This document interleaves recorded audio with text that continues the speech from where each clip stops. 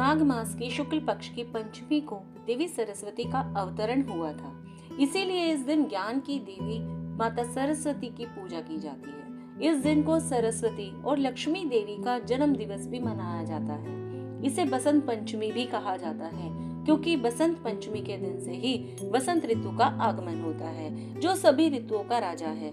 हिंदू धर्म में बसंत पंचमी मनाने को लेकर बहुत सारी मान्यताएं हैं और हिंदू धर्म में बसंत पंचमी के त्योहार को बहुत ही महत्वपूर्णता के साथ मनाया जाता है। छात्रों के लिए भी बसंत पंचमी का एक अलग ही महत्व है।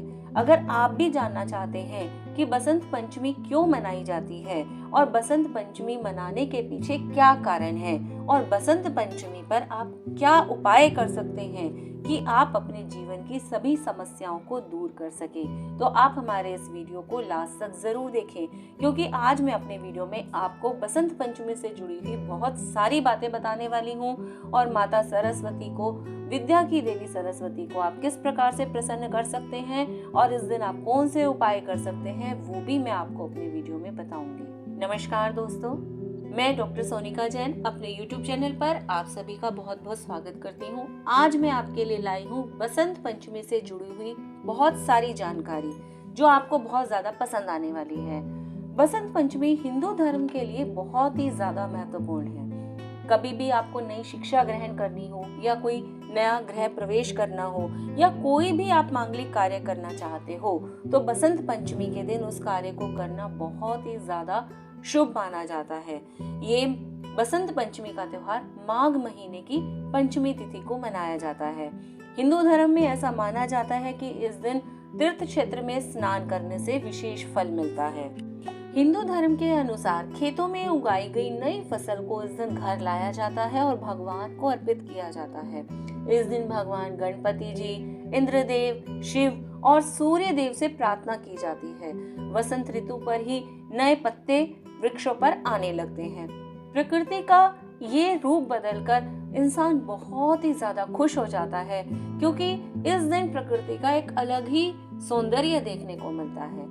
इस दिन बुद्धि और ज्ञान की देवी सरस्वती माता की पूजा की जाती है। सिख धर्म के लिए भी बसंत पंचमी का दिन बहुत ही महत्वपूर्ण है। ऐसा माना जाता है कि बसंत पंचमी के दिन ही सिखों के 10वें गुरु गोबिंद सिंह जी का विवाह हुआ था। क्योंकि ये माता सरस्वती के साथ माता लक्ष्मी का जन्मदिन भी माना जाता है, इसीलिए इस तिथि को श्री पंचमी भी कहा जाता है। तो आइए जानते हैं बसंत पंचमी से जुड़ी हुई हमारी पौराणिक कथाएं क्या कहती हैं। कई हजारों साल पहले ब्रह्मा जी ने भगवान विष्णु के आदेश पर सृष्टि की रचना की।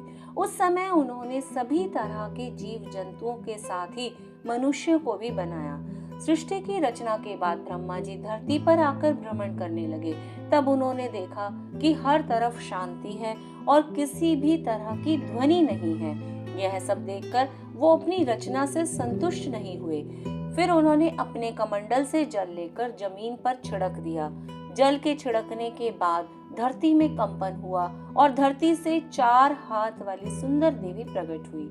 उस देवी के एक हाथ में वीणा, दूसरे हाथ में वर मुद्रा, तीसरे हाथ में पुस्तक और चौथे हाथ में माला थी। चतुर्भुजी देवी ने ब्रह्मा जी के कहने पर अपनी वीणा से मधुर नाद किया। तब संसार के सभी प्राणियों को वाणी प्राप्त हुई। उस दिन के बाद से हर तरफ मधुर वाणी गूंजने लगी। चिड़िया चहचाने, भंवरे गुनगुनाने और नदियां कलकल करने लगी। उनके वीणा की मधुरता को सुनने के बाद ब्रह्मा जी ने उन्हें वाणी की देवी सरस्वती पुकारा। तभी से ही उस चतुर्भुजी देवी को सरस्वती का नाम दिया जाने लगा। क्योंकि माता सरस्वती का जन्म बसंत पंचमी के दिन हुआ था, इसीलिए बसंत पंचमी पर माता सरस्वती का जन्म दिवस मनाया जाता है और उनकी आराधना की जाती है। एक और पौराणिक कथा के अनुसार भगवान शिव एक बार गहरी तपस्या में थे। तारकासुर को वरदान प्राप्त था कि केवल भगवान शिव के पुत्र ही उनके जीवन का अंत कर सकते हैं और उसने इस बात से उत्साहित होकर पूरी दुनिया पर कहर बरपाना शुरू कर दिया, क्योंकि शिव लंबे समय से ध्यान में डूबे हुए थे और वो तपस्वी बन गए थे और यह संभावना ही नहीं थी कि शिव अपनी पहली पत्नी सती के आत्मदाह के बाद दोबारा शादी करेंगे। इस बीच सती ने पार्वती के रूप में पुनर्जन्म लिया और पार्वती ने भगवान शिव को पाने के लिए बहुत ही कठोर तपस्या की। हालांकि शिव अविचल थे। तब पार्वती ने शिव को उनके ध्यान से जगाने के लिए कामदेव को भेजा। यह बसंत पंचमी का दिन था जब कामदेव ने शिव के पास पहुंचकर भगवान को आकर्षित करने और उनकी तपस्या से उन्हें बाहर लाने के लिए कैलाश पर एक मायावी झरना बनाया और अंत में शिव जाग गए और उन्होंने कामदेव को भस्म कर दिया। और फिर उन्होंने माता पार्वती को अपनी पत्नी के रूप में स्वीकार कर लिया और शिव और पार्वती के जन्मे पुत्र भगवान कार्तिकेय ने ही तारकासुर का विनाश किया। क्योंकि भगवान शिव और माता पार्वती का बसंत पंचमी के दिन विवाह हुआ था, इसीलिए इस दिन विशेष रूप से शिव और पार्वती की पूजा भी की जाती है। ये तो है पौराणिक कथाएं, लेकिन विद्या के लिए माता सरस्वती की पूजा करने का विधान बहुत ही वर्षों से चला आ रहा है। इसीलिए सुबह उठकर नहा धोकर पूजा करने के लिए स्नान आदि करें और साफ कपड़े पहने। फिर माता सरस्वती की प्रतिमा के आगे पीले रंग के वस्त्र अर्पित करें। अब रोली, चंदन, हल्दी, केसर, पीले या सफेद रंग के पुष्प, पीली मिठाई और अक्षत अर्पित करके माता लक्ष्मी की आराधना करें और माता सरस्वती का ध्यान करें। पूजा के स्थान पर कोई वाद्य यंत्र या फिर किताबों को रखना बहुत ही ज्यादा शुभ माना जाता है। जिन बच्चों की पढ़ाई में किसी तरह की समस्या है, इस दिन अगर वो माता सरस्वती की आराधना करते हैं तो उनके जीवन में विद्या से संबंधित बहुत सारी परेशानियां दूर हो जाती हैं। अब मैं आपको बताती हूँ कि बसंत पंचमी के दिन आप कौन से उपाय कर अपने जीवन की समस्याओं को दूर कर सकते हैं। सबसे पहले बात करते हैं कि उन विद्यार्थियों की जिनकी शिक्षा में बहुत ही ज्यादा बाधा उत्पन्न हो रही है, वो कंटिन्यूअस पढ़ाई कर ही नहीं पा रहे हैं। वो पढ़ना चाहते हैं लेकिन उनकी पढ़ाई में कोई ना कोई रुकावट, कोई ना कोई बाधा आ जाती है। तो अगर आप भी कोई उच्च शिक्षा ग्रहण करना चाहते हैं लेकिन आप उसे कंटिन्यू नहीं कर पा रहे, तो बसंत पंचमी पर माता सरस्वती को सफेद चंदन अर्पित करें और उस दिन ओम ऐं सरस्वत्यै ऐं नमः के 108 बार जाप करें। उसके बाद भी आप अगर चाहें तो इस जाप को लगातार कर सकते हैं। दूसरी समस्या उन बच्चों के लिए जिनका मन पढ़ाई में बिल्कुल भी नहीं लगता, वो पढ़ना चाहते हैं या फिर वो पढ़ाई से दूर भागते हैं। अगर वो पढ़ने में उनका मन नहीं लगता तो उन्हें भी माता सरस्वती के मंत्र का जाप करना चाहिए और साथ ही साथ माता सरस्वती का चित्र उन्हें अपनी स्टडी टेबल पर जरूर लगाना चाहिए। अगर कोई कुंवारी कन्या अपने विवाह के लिए बसंत पंचमी पर कोई उपाय करना चाहती है तो वो भगवान श्री राम और माता सीता की मूर्ति स्थापित करें और उस दिन 108 बार जानकी मंत्र का जाप अवश्य करें। अगर आप ये उपाय करें तो आपको बहुत ही जल्दी इसका फल मिलता है। इसी के साथ साथ आप माता जानकी को 108 बादाम की एक माला बनाकर भी भेंट कर सकती है। ये बहुत ही अचूक उपाय है और आपको इससे बहुत ही जल्दी लाभ मिलेगा।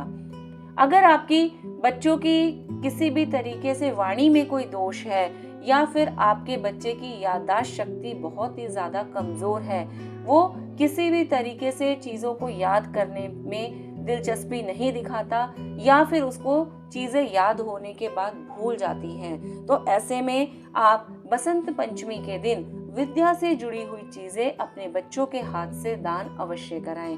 इस दिन किताबें, पेन, पेंसिल ये किसी भी गरीब बच्चे को देने से आपके बच्चे का मन पढ़ाई में लगने लगेगा। अगर आपके बच्चे की वाणी में कोई हकलाना या तुतलाना जैसा कोई दोष है तो ऐसे में आप एक बसंत पंचमी पर बहुत ही अच्छा उपाय कर सकते हैं। आप इस दिन एक बांसुरी लेकर उसके छेद से शहद भरकर उसे मोम से बंद कर दें और जमीन में कहीं पर गाड़ दें। ऐसा करने से आपके बच्चे का हकलाना या तुतलाना खत्म हो जाएगा। ये तो थे बहुत ही अचूक उपाय जो आप बसंत पंचमी के दिन करके आप अपने जीवन की सभी परेशानियों को दूर कर सकते हैं। आगे हम बात करेंगे कि बसंत पंचमी के ये उपाय आपको किस समय करने चाहिए। इस साल बसंत पंचमी का त्योहार 14 फरवरी को दोपहर 12:09 तक ही रहेगा। तो बसंत पंचमी के लिए अगर आप कोई उपाय करना चाहते हैं तो आप ये ध्यान रखें कि आप लगभग 12 बजे से पहले ये सभी उपाय कर लें ताकि आपको जीवन में अच्छे रिजल्ट मिल सके। अगर आप चाहें तो इस दिन बसंत पंचमी वाले दिन आप सरस्वती माता का ध्यान कर कर व्रत उपवास भी कर सकते हैं। ये सभी जानकारी मैंने आपको जो दी है, अगर आप इन्हें सही तरीके से करेंगे तो आपके जीवन की सारी समस्याएं दूर हो सकती हैं।